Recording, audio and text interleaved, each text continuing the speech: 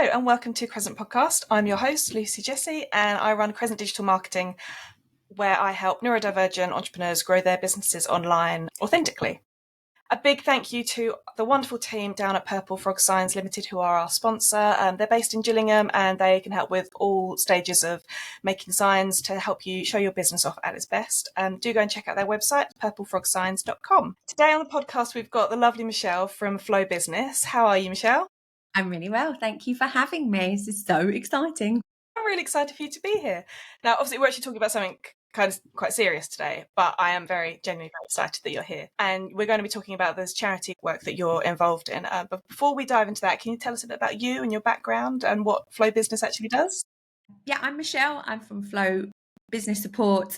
We give ambitious, purpose-driven entrepreneurs some operations expertise, some strategic support so that they can scale their business back ends without losing their soul to their business or their weekends. That's really important. We like to give people back their weekends. So my background is very much in corporate operations and leadership, but Flow really came out of a change of circumstances and a major change in my life. And that pushed me to build something that was really human and flexible and to meet other incredible business owners who are doing the same kind of thing, like you, Lucy. So how long have you had Flow? Flow is now 7 years old, which absolutely blows my mind. That's incredible. Well done. Coming up for seven. But I don't know. It was like when I turned 5, everything went faster. And that was like a real turning point moment. 5 felt like a big thing. So, yeah. So is it just you or do you have a team behind you? I am very, very fortunate to have a couple of people in the team who work with me as associates, but they actually offer a fantastic service and bring skills to the table that I don't have. So we work together as a small team, and I've got a trusted network of people around me through all of our connections as well that I can go to collaborate on other projects and so on and so forth as well. So yeah, I like to say that we're small but mighty. Nice. I love that. 100% love that. So why don't you tell us about the charity that you're associated with? What's your involvement? Yeah, so the charity is called Stronger Together Through Cancer. And we support business owners and self-employed people who are navigating a cancer journey. It's truly at the heart of it about helping them to maintain their livelihoods so that they can focus their energy on their battle or on their recovery or on dealing with life afterwards as well. So I had a strange reconnection with one of the founders. So Adele and Fiona are the founders of the charity. And Adele and I had a chance reconnection via a third party, 2 third parties actually. And they came, so through that reconnection, we had this conversation and we realised that actually we had worked together over 20 years ago back in wow. I think I may be underestimating that. I think it's a bit more than, it's probably more like 30 years ago, if I'm honest, Lucy. Literally, I'm like, when I say the numbers, I'm like, that can't be me. I'm still 27, right? So yeah, she'd actually been my boss at one of my very earliest corporate jobs. And then we had somebody in my network had recommended she speak to me about VAs and sort of organizational structure of support around that. And then also we had another connection, and it was just a really one of those strange serendipitous moments where you're like walked into the room and was like, we know each other, like this is weird. And I went there purely to have a conversation about the structure of the support that could be offered and if there was any way that I could help with that. And over time, that's sort of evolved, and I'm now on the board really helping the founders and the incredible team just try and move the dial forwards and really support people and make a difference. So, yeah.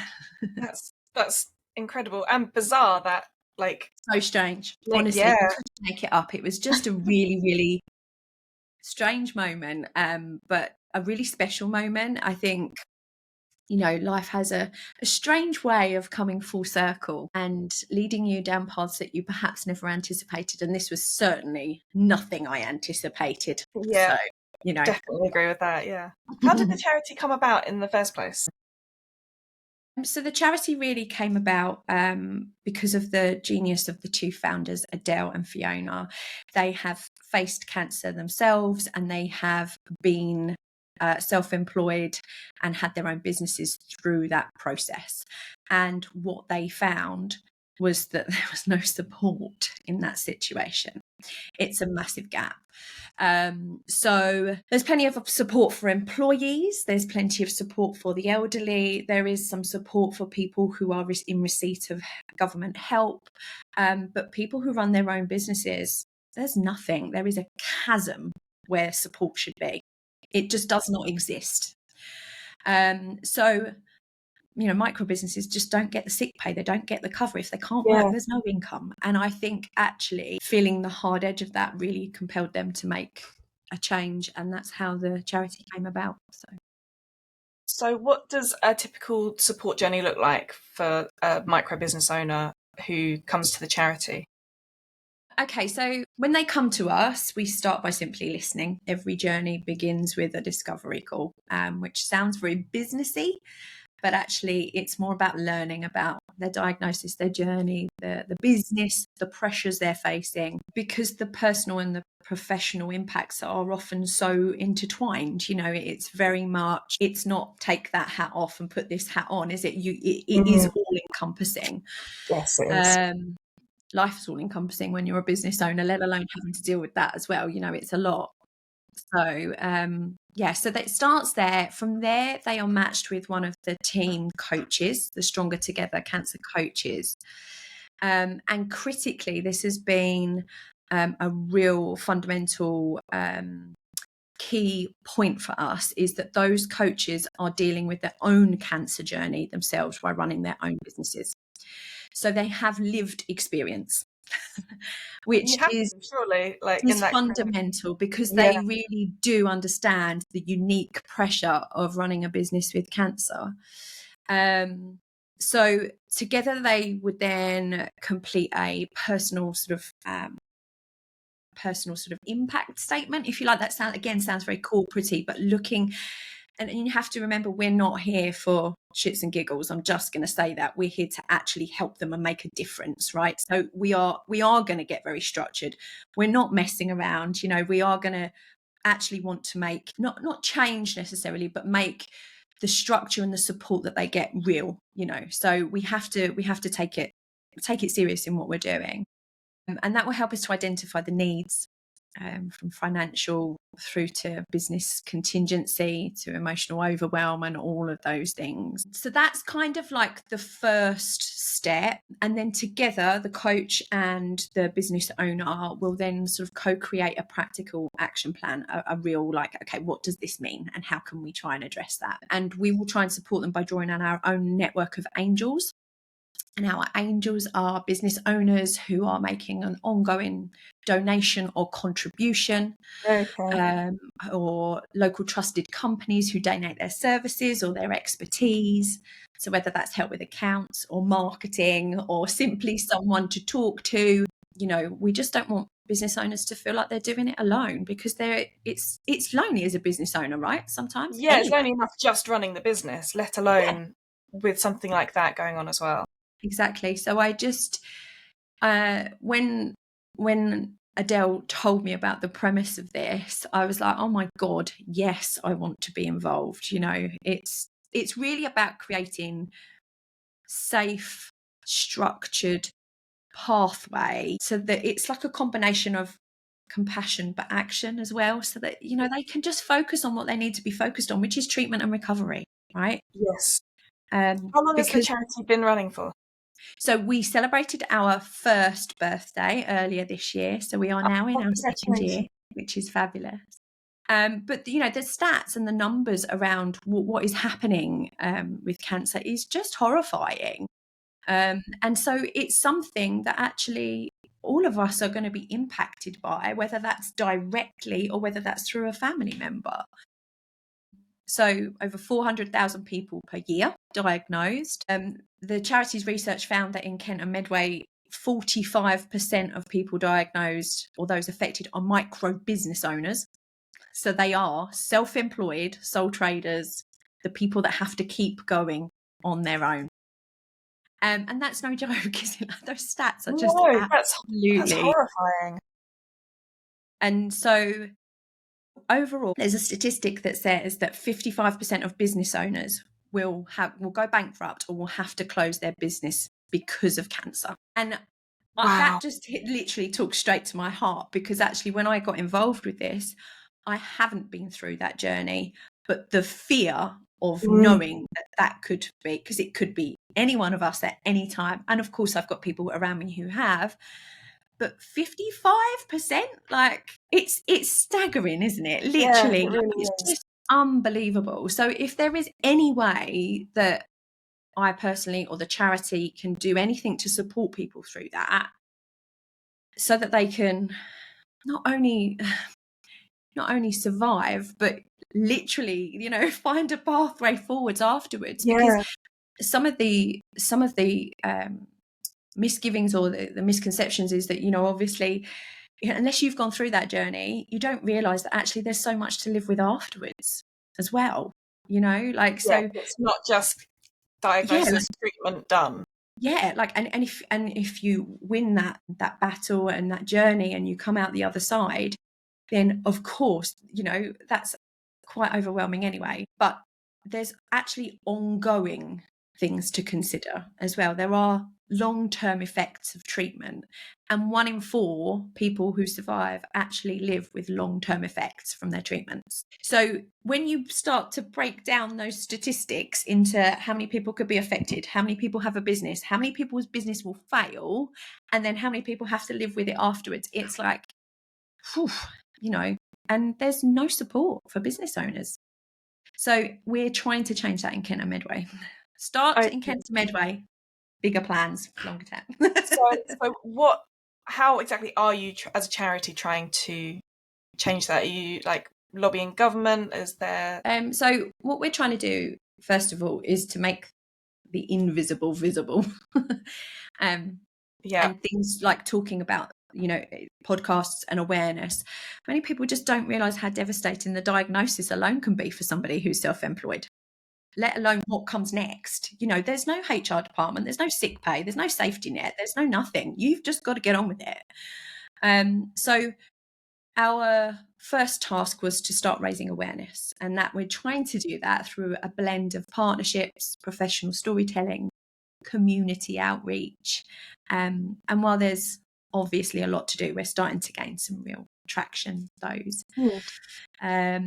Our probably most substantial impact comes through collaboration work, though, and we are working closely with Macmillan, the information leads at Medway and Maidstone hospitals. We're also working alongside local councils and the Macmillan Welfare Benefits team to ensure that business owners are aware that we are here and that they are critically referred to us at the earliest point in their journey, so that we can actually have the biggest impact for them, because the earlier we can help, the more chance we've got for success. And we have also just been listed on the Cancer Care Map, which was a really brilliant step. Macmillan have a national directory of trusted support services, which felt like such a big thing. So that was incredible to see that happen. And then of course we've got all of our partnership work. So we're doing, Adele and Fiona have just started the podcast, so they are sharing their own one. They have started their own one. It went live this week, which is fantastic. I will check that out. Amazing. What's it called? Sharing stories to support stories. So the Stronger Together podcast. Amazing.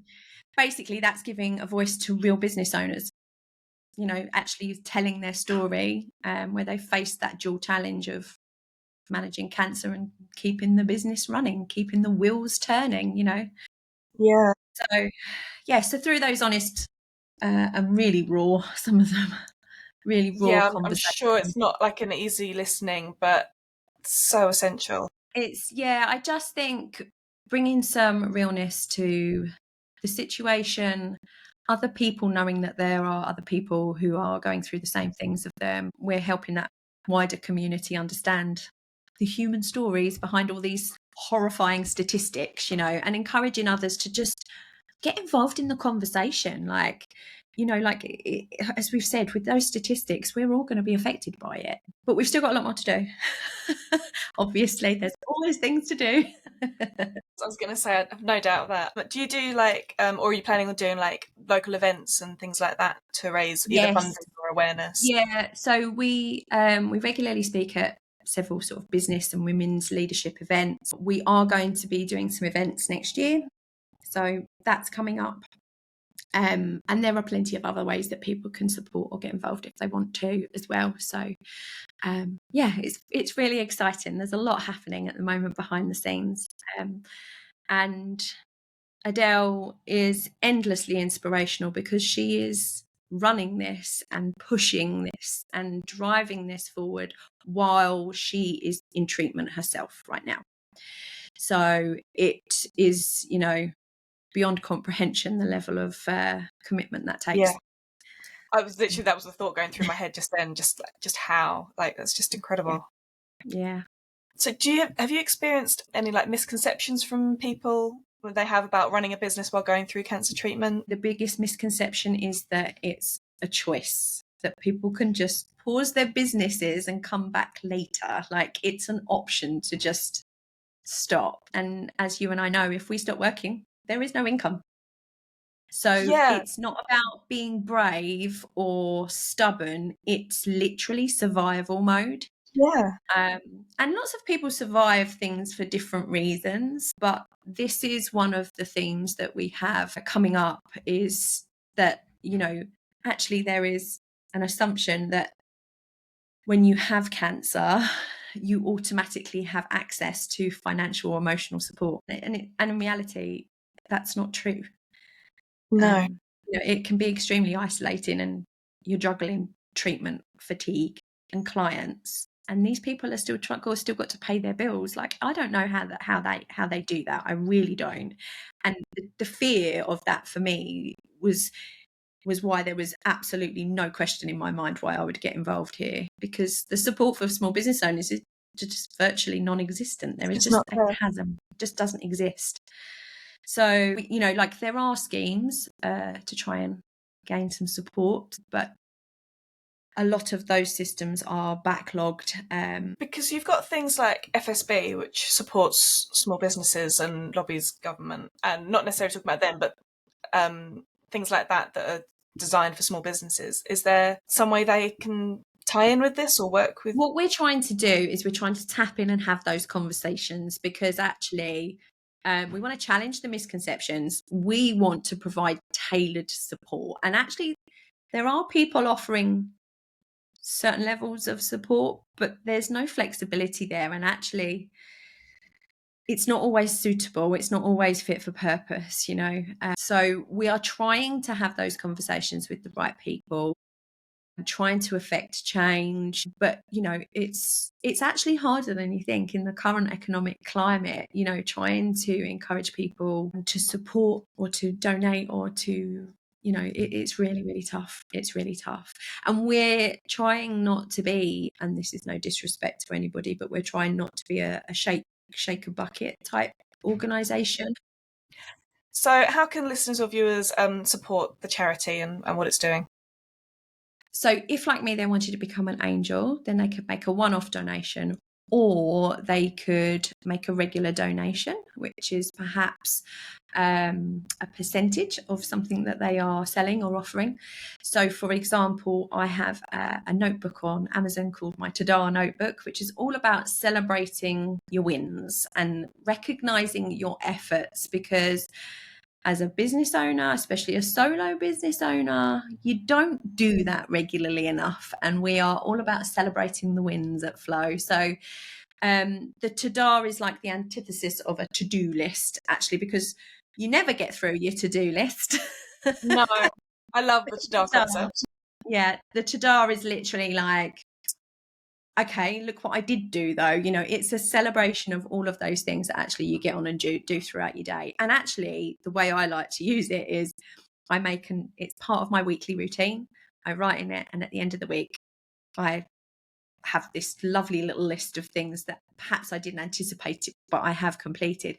And I'm really looking forward to the end of the year, just sitting down with my notebook and going, yeah, be, you know, because you don't do that enough, do you? It just doesn't happen. So the whole concept of that and about celebrating the unexpected and the ways that we do get through things and what we do achieve, I think aligns really well with what the charity is doing as well. So I'm donating 30% of my proceeds from that to the charity. So that's an example of a way that somebody could help, a small action. And actually our angel network is growing rapidly, and there are benefits to becoming an angel as well. We will be talking about your business, and we'll be giving you the opportunity to have some promotion through our channels and so on and so forth as well. So then we've obviously just got the podcast that's just launched, which is super exciting. I obviously love a podcast.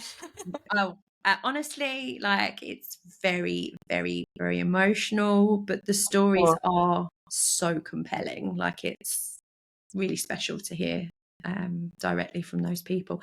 Often things that you just like. I felt like I knew Adele and Fiona fairly well, and when I listened to their first podcast, I was like, oh, okay. Like, you just never know, do you? Never know a person's story. Endlessly inspiring. We've also got some merchandise. We have a fabulous website. Yes, so could be a one-off thing that you buy something, and that all of those proceeds from those sales go directly into helping somebody on the cancer journey. So yeah, there's lots of different ways, and I'd encourage people to just check out our website and have a look at all the things that. Yeah, I'll make sure there's a link to the website in the blurb and that, so people can go and have a look. It's obviously an incredible thing that the charity's doing, and so needed. I can't even quite get my head around all those stats and everything. Yeah, I think it's terrifying. Terrifying, and you know, it's never something that anyone anticipates, and I think awareness is key. We just need to keep having conversations about things. We are trying to lobby more support, and we are trying to make some real waves in terms of wider impact as well. So there's a lot coming, and we're trying to do a lot of things. We just need support, as much support as we can possibly get, to really drive things forward. So please donate, you share the message, or just spread the word. Yes. Anyone who's listening, awareness is everything. Definitely is. Yeah. Well, I always end the podcast with the same question. So what piece of advice would you give your younger self? It's a really good question. And I think my advice would be to stop waiting for the perfect plan. That's really good. The detours are usually where the magic happens. Yes.